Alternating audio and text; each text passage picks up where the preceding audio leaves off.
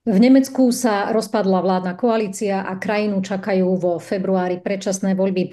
Keďže osud Nemecka do značnej miery ovplyvňuje aj celkový vývoj v Európskej únii, je to mimoriadne dôležitá situácia, ktorú dnes rozoberiem s Jakubom Eberlem, analytikom Pražského ústavu medzinárodných vzťahov. Dobrý deň, prajem.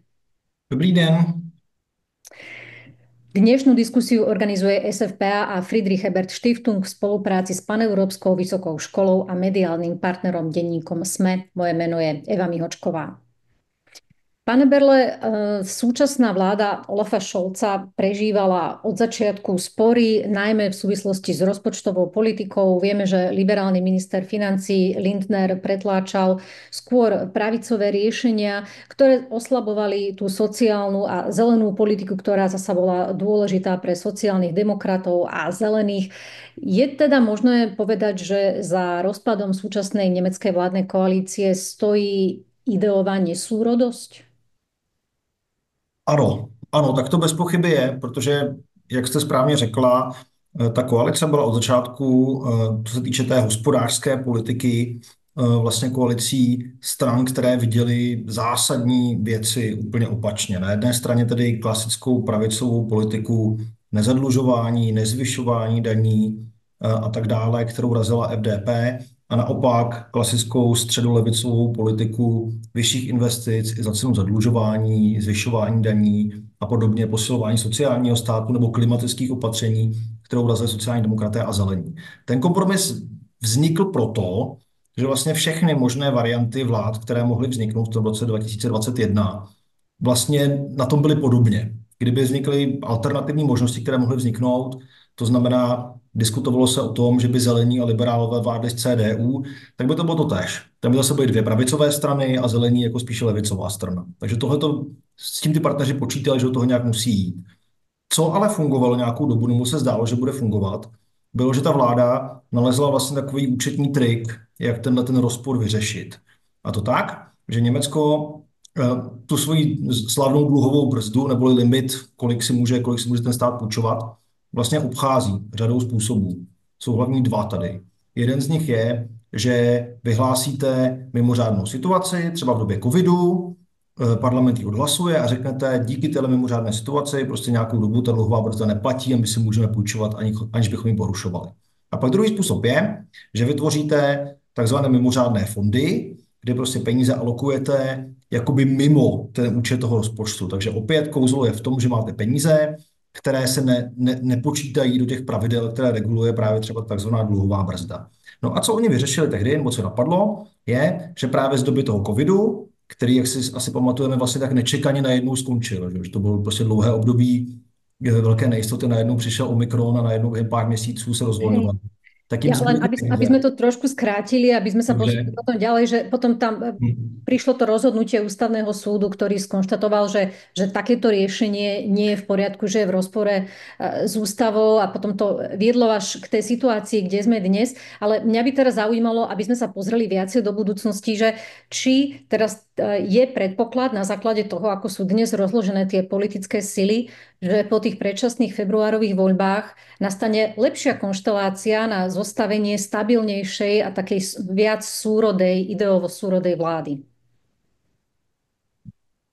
Stabilnější, to je otázka, protože ono to není jenom o těch rozporech, ale o tom, jakým způsobem dokážete potom jako ty lidé manažovat, což tady právě selhala i ta jako mezilidská stránka. Ideově jsou, takže stabilnější ta vláda být může. Například ty nesourodé vlády ideově velké koalice byly velmi stabilní, takže to Mhm. klidně být může. Ideově homogenější, na to ty šance moc jako nejsou. Pokud prostě s výjimkou toho, že by prostě náhodou ta čísla vyšly na většinovou koalici CDU, CSU z liberály, ani ta by nebyla úplně sourodá, ale to je jediná vlastně jako řekněme varianta, která je jako reálně myslitelná, že by byla jako soudržnější na té klasické pravolevé ose. Spíš se ty strany musí naučit manažovat tyhle ty rozpory. Mhm. A súvisí to možno aj s tým, že tá trojkoalícia bola teraz pre nemeckú realitu niečím výnimočným. Nemci na toto neboli zvyknutí dlhé 10 ročia. Štandardne tam vždy vládla dvojkoalícia. To znamená, že Myslíte, že by teraz bola vôľa opätovne ísť do nejakej trojkoalície, alebo tam bude skôr tendencia, aby vznikla tá klasická, overená v Nemecku dvojkoalícia, teda CDU, CSU, Únia a na druhej strane SPD, teda sociálna demokracia? Tak v tuhle chvíli to vypadá, že nejpravděpodobnější variantou je opravdu ta velká koalice, ale pořád je to jenom nejpravděpodobnější varianta. Otázka je, To znamená CDU, CSU a ano, SPD. ale ono to taky nemusí vyjít, že jo? Ono prostě, kdybychom v tuhle chvíli, kdyby ty strany dohromady ztratily 5-6%, jako, tak jim to třeba nemusí na tu většinu ani stačit, jo? Nebo na pohodlnou většinu. Takže to je otázka, jestli by tohle to byla ta preferovaná volba.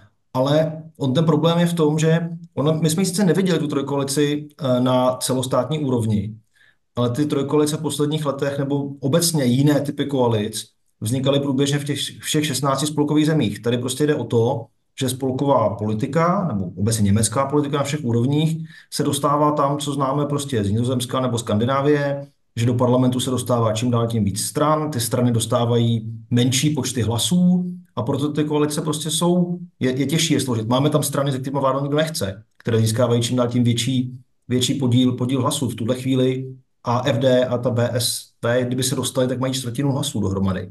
Takže tady se spíš dostáváme někam opravdu k tomu modelu, který známe ze Skandinávie, kde prostě jako vyhrajete volby třeba z 20% hlasů. Už dávno to není tak, že SPD a CDU mají dohromady 75-80% hlasů. Takže sa dostávame do novej reality, ktorá je poznamenaná vysokou fragmentáciou tej politickej scény a budú sa musieť s tým Nemci naučiť žiť, tak ako s tým napokon sa učíme žiť aj my všetci ostatní. Keby som sa ešte pristavila pri tých prieskumoch verejnej mienky, tak dnes to vyzerá tak, že vysoko vedie Únia CDU, CSU. Na druhom mieste je krajne pravicová AfD, tretia je SPD, sociálna demokracia. Dá sa tým prieskumom veriť, alebo sa opäť môžeme po voľbách dočkať prekvapenia, tak ako to bolo v roku 2021, keď ešte 2,5 mesiaca pred voľbami SPD vôbec nebola favoritom tých volieb a potom zrazu prekvapivo vyhrala a zostavovala vládu. Ano, ale tam to nebylo o tom, že bychom nevěřili těm průzkumům. Tam se spíš změnila ta nálada. Naopak ty poslední průzkumy, poslední 2 týdny, ty výsledky předpověděly poměrně přesně. SPD poslední zhruba 2 až 3 týdny v těch průzkumech vedle. Takže Hej, to jsou... smerujem k tomu, že či môžeme byť svedkom nejakého takého efektu opäť. Pretože SPD napriek tomu, že teda Olafovi Scholzovi sa tá vláda práve rozpadla, tak napriek tomu tvrdí, že on je odhodlaný tie voľby opätovne vyhrať. Tak je otázka, co může říkat jiného, jo? Ale já si myslím, že podobných pohybů si myslím, že se dočkat můžeme, akorát ten pohyb může přijít úplně od někud odinut. Jo? Ten pohyb prostě nemusí přijít tak, že SPD získá najednou v posledních měsících nebo týdnech to momentum. Já si myslím, že SPD může dopadnout líp než teď, nevsadil bych si, že vyhraje. Jo? Ale třeba co je věc, který si myslím, že je důležitý jako nad ní jako víc přemýšlet, je, že jak Olaf Scholz, tak Friedrich Merz, jakožto ty dva kandidáti na kancléře, pravděpodobně jsou mimořádně nepopulární. Jo. Takže je možný, že prostě v posledních metrech jako vlastně spousta Němců si řekne, že buď nepůjde k volbám, nebo že bude volit schválně někoho jiného. Takže to může třeba pomoct jak AfD, nebo i těm jiným stranám. Prostě, jo. V tuhle chvíli v Německu opravdu ta politika je poměrně tekutá. Jo. Já jsem teď někde četl, že z průzkumu SPD vychází, že jejich volební potenciál je pořád okolo 50%. Jo. Preference jsou 15%. Potenciál je okolo 50%. Ty další velké strany mají ty potenciály taky vysoké.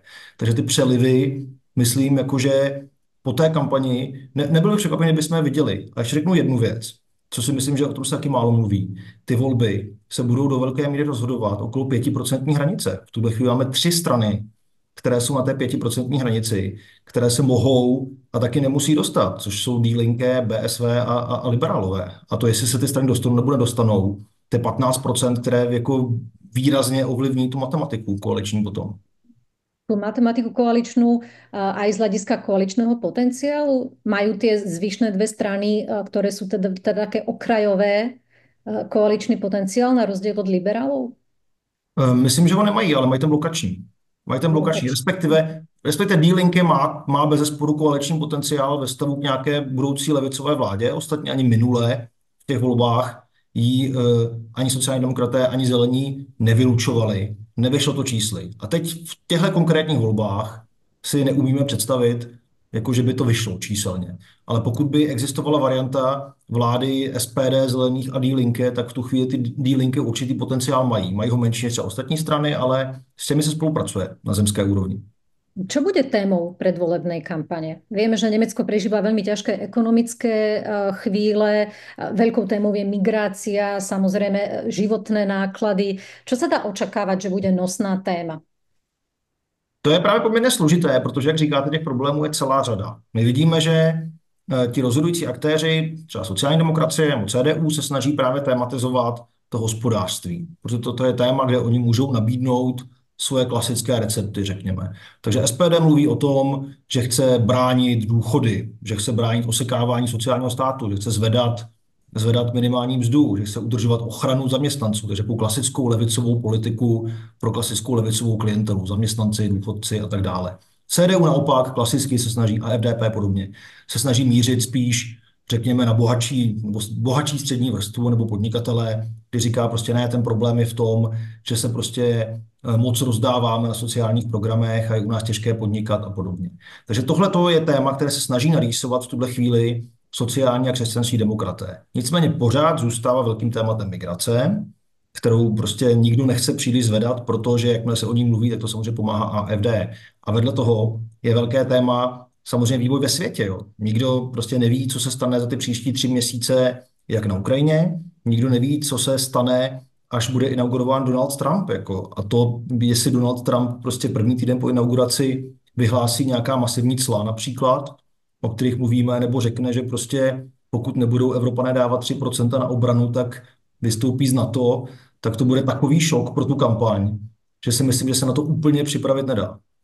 Nedá, pretože aj o tom je veľká debata, či existuje v Nemecku recept na to, ako bude nemecká ekonomika reagovať na tie výrazné clá, ktorými sa Donald Trump vyhráža. Mal by byť na to nejaký plán pripravený.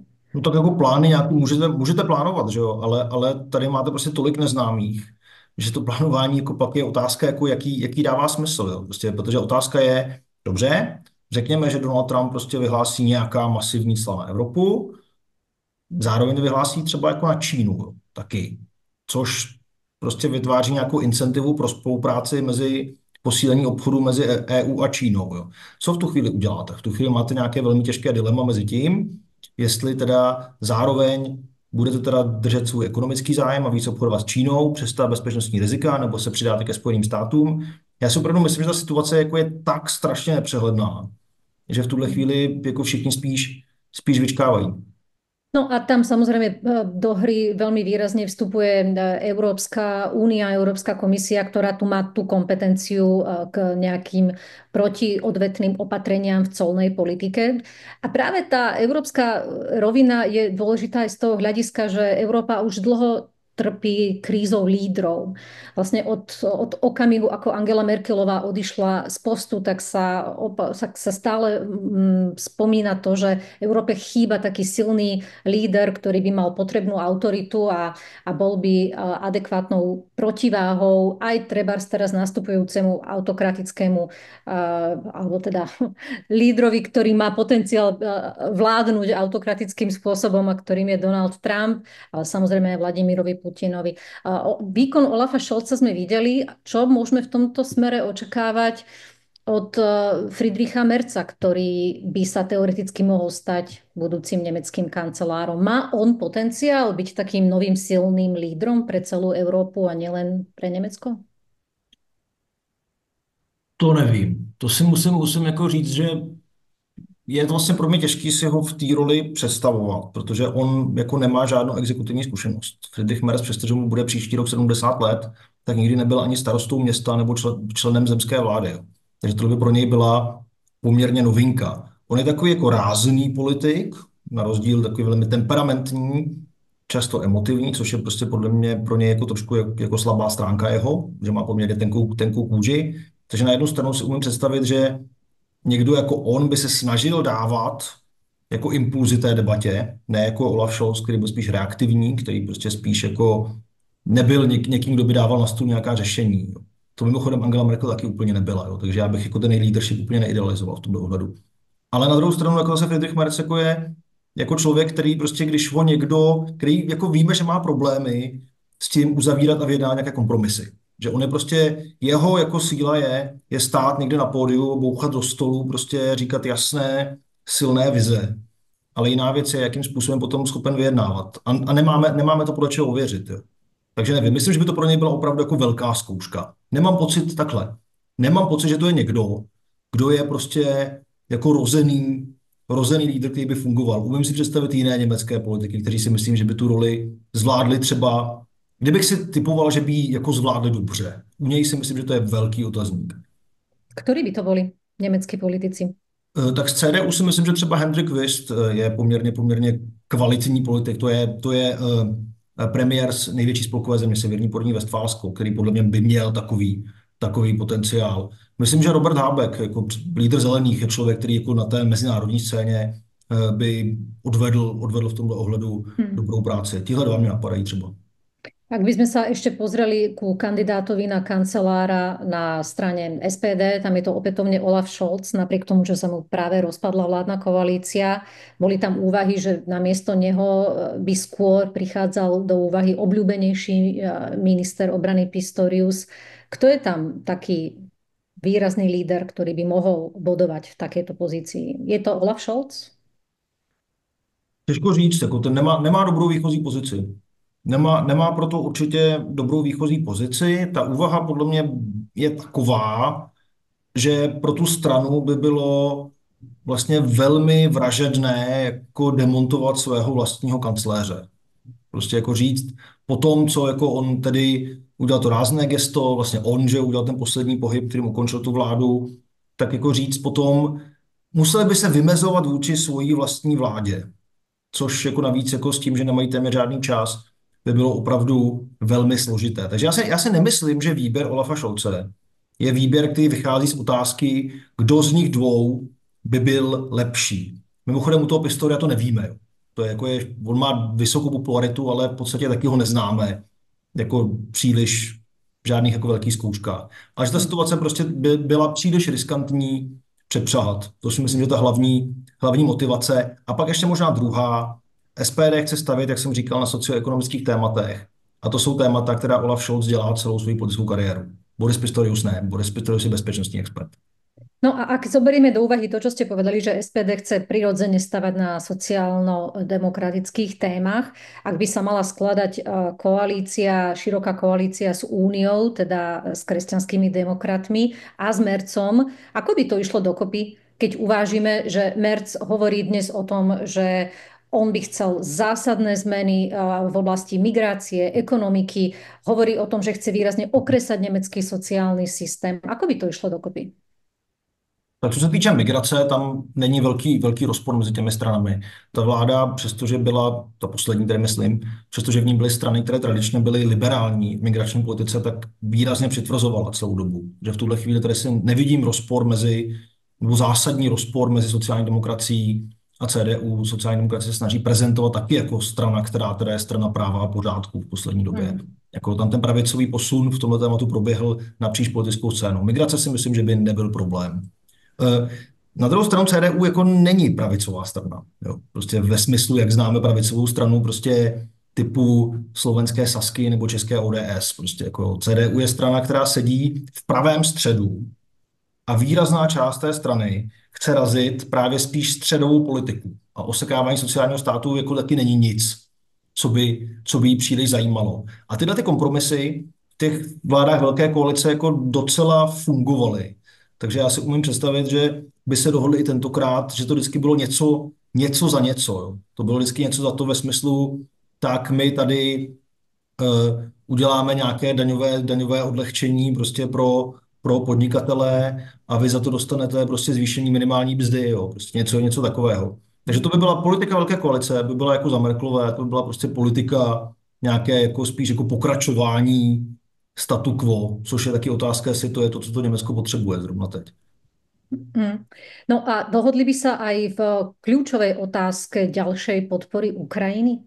Pretože to je tiež oblasť, kde doterajšia Šolcová vláda bola pomerne zdržanlivá až pomalá v poskytovaní tej vojenskej pomoci. Napriek tomu, že Nemecko je druhým najväčším donorom vojenskej pomoci po USA, ale čeli kritike, že vždy to išlo veľmi pomaly a teraz napríklad Ukrajinci sú sklamaní, že Olaf Scholz opakovane tvrdí, že nie je ochotný nič zmeniť na svojom rozhodnutí nedodať Kievu rakety s plochou dráhou letu. A na druhej strane o Mercovi sa hovorí, že je jastrab v týchto otázkach. Tam je možné očakávať, že on by tlačil na nejakú výraznejšiu vojenskú pomoc, rýchlejšiu vojenskú pomoc, odvážnejšiu. Já si myslím, že jako Merz je v tomhletom dále než Olaf Scholz, jako to bez pochyby, a CDU je v tomhletom dále než SPD, ale zrovna mezi těmi dvěma stranami bych ten rozdíl nepřeceňoval. Já si myslím, že oni by se na tomhle dokázali domluvit poměrně jednoduše, protože, jak říkáte, ten problém z německé strany byl daný především tím, že všechno trvalo strašně dlouho. A pak tady máme několik dílčích věcí, typu prostě těch jako střel s plochou drahou letu. Jo. Ale jinak jako Friedrich Merz prostě jako mimochodem dodání těch střel Taurus, jako on poprvé připustil asi před několika týdny. Jo. Ta debata se vedla rok. On ví, byl taky velmi opatrný, protože on ví, že i jeho voliči nejsou v tomhletom nijak jako zvlášť nadšení. Jo. V Německu je prostě veřejné mínění rozpolcené. Když se podíváte na podporu Ukrajiny, tak 40% Němců sice říká, že by se měl podporovat víc, ale pak jako zhruba stejných 25% říká méně a stejně. Takže já si nemyslím, že by Friedrich Merz v tomhle jako byl nějaký úplný jestřáb. V tom jsou třeba němečtí zelení mnohem dál. Takže německá politika by, co se týče, pozor, a důležitý je vědět, že tady nejdůležitější podle mě faktor je pozice Spojených států. Scholz celou dobu kopíroval pozici Spojených států. Velmi těsně. Mm-hmm. Takže ve chvíli, kdy tam bude Donald Trump a bude se chovat úplně jinak, tak to Německo bude zase muset reagovat. S Mercem by ta reakce byla rychlejší, byla by asertivnější, ale myslím si, že se bavíme opravdu o změnách jako v rámci. Nebyla by to prostě zásadní paradigmatická změna. Není to tak, že by najednou Německo prostě bylo jako Velká Británie, která vždycky v těchto těch věcech prostě první udělá ta rozhodnutí, která volí velmi ostrý jazyk, která prostě mluví o, já nevím, prostě nebo dělala opatření typu, že její vojáci, že ho cvičili Ukrajince prostě na tom území už před začátkem té války. Jako to jsou věci, které prostě jako bych nečekal ani od Mercova Německa. Z toho, čo hovoríte, mi tak celkovo vyplýva, že nemôžeme o tých nadchádzajúcich februárových voľbách hovoriť ako o nejakých zlomových, historických. Že do značnej miery, nech už to dopadne akokoľvek, v zásade môžeme očakávať skôr kontinuitu súčasného vývoja. Jo, já si to myslím. Já si myslím, že krize prostě, kterými prochází německá politika nebo šířeji německá společnost, prostě nejsou krizemi zapříčenými osobou Olafa Scholze, jakkoliv jako vůči jeho výkonu jsem taky jako dost kritický, nebo prostě výkonem té minulé vlády, ale že ty prostě vycházejí jako z hlubších problémů, jako je prostě budoucnost jako německé ekonomiky, jako je geopolitická situace, Ukrajina, prostě pozice Spojených států. A nevidím, že by v Německu jsme měli před sebou to, co vidíme třeba ve Spojených státech, jako dvě zásadně odlišné vize, jak ty věci dělat. Německá politika je tradičně velmi konsenzuální mezi těma stranama toho širokého politického středu, těma demokratickýma stranama, když jim tak budeme říkat. Ale to zároveň neznamená, jako, že nemůže z těch voleb být výsledek, který by mohl věcmi poměrně silně otřást. Jo. Můžeme si představit prostě, že třeba AfD udělá jako vyšší úspěch, než bychom čekali. To neznamená, že by se podílel na vládnutí, ale je rozdíl, jestli máte AfD, která má 10% jako teď, 14% jako předtím, nebo já nevím, 22-23%, jo.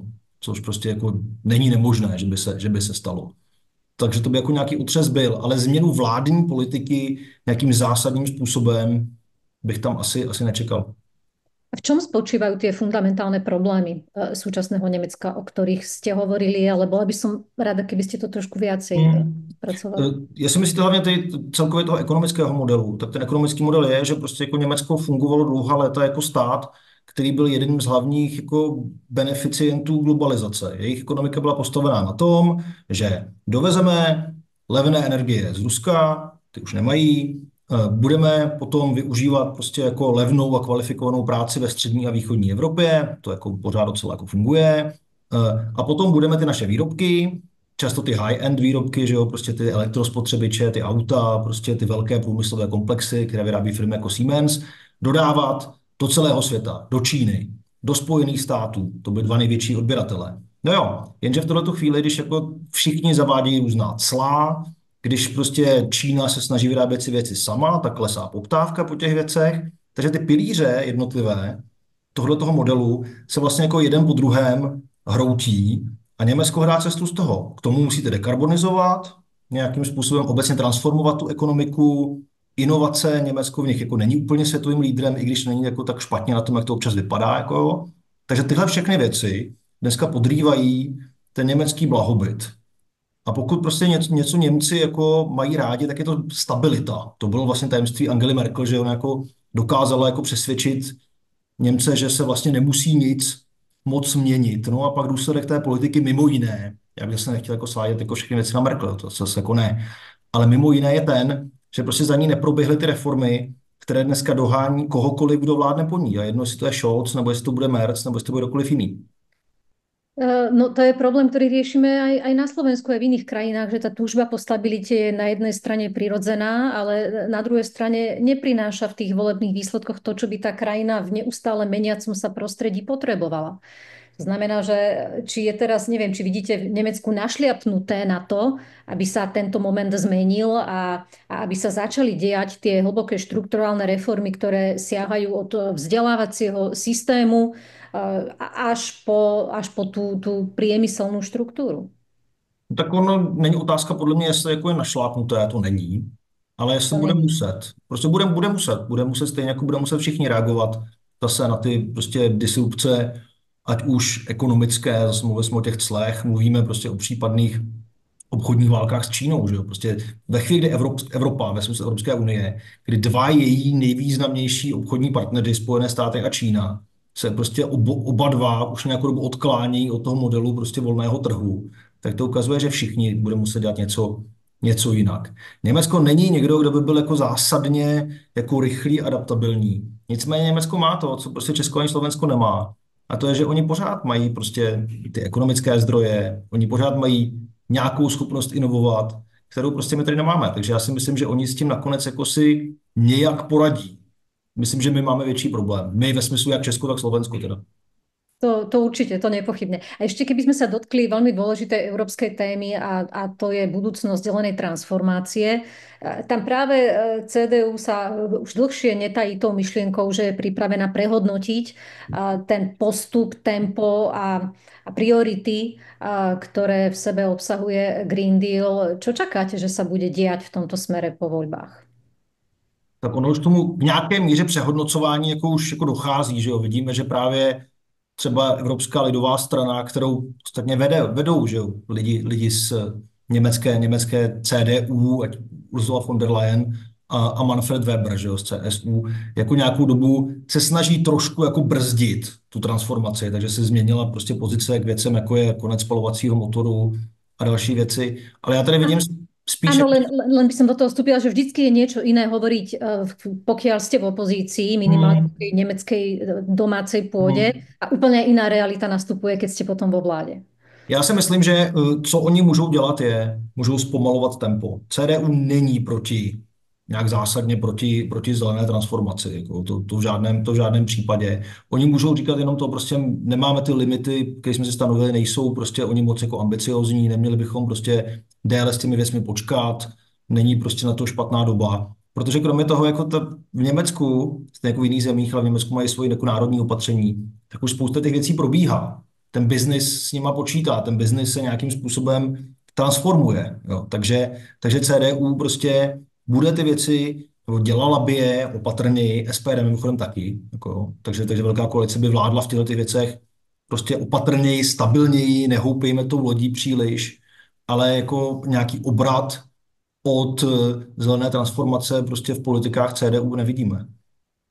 A ako by sa ďalej vyvíjala tiež obrovská téma, a to je posilňovanie vlastnej armády, vlastnej obrany schopnosti. To je tiež obrovská téma, v ktorej mimochodom Nemecko aj robí veľké kroky dopredu. Možno sa o tom až tak veľa u nás nediskutuje, ale v tom uvedomení si, že v Európe môže v najbližších 10 rokoch vypuknúť ostrý vojenský konflikt, je myslím Nemecko ďalej, ako sú krajiny, ako je Česko a Slovensko. Mýlim sa?